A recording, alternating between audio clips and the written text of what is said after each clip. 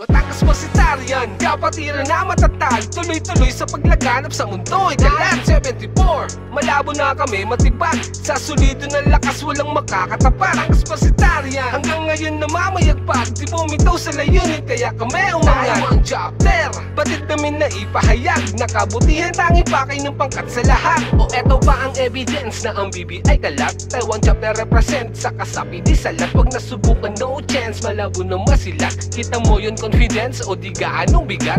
Oktubre 17, 2007, itinatag sa Taiwan ni Ferdinand Reseno. Batangas Parsitarian, ang dami ng imperyo, di lang sa Pinas silang bansa na ang abot nito. Sino man tumapat sa amin ay pinapanis. Real talk, dito pang inis nakakaputragis. Makikita nyo sa list, sa pagdamay ay ang bilis. Kinilusan ng layunin kahit pa mag-take ng risk. Kung meron na kumontra, wala kaming pake. Wala kaming pake, basta kami yung matindi. Taiwan chapter, Batangas Parsitarian, wag nyo kaming angasan, sanay to sa digmaan. Batangas Parsitarian, kapatiran na matatag, tuloy-tuloy sa paglaganap sa mundo'y kalat 74, malabo na kami matibag, sa solido ng lakas walang makakatapat. Batangas Parsitarian, hanggang ngayon namamayagpag, di bumitaw sa layunin kaya kami umangat. Taiwan chapter, batid namin na ipahayag, nakabutihan tanging pakay ng pangkat sa lahat.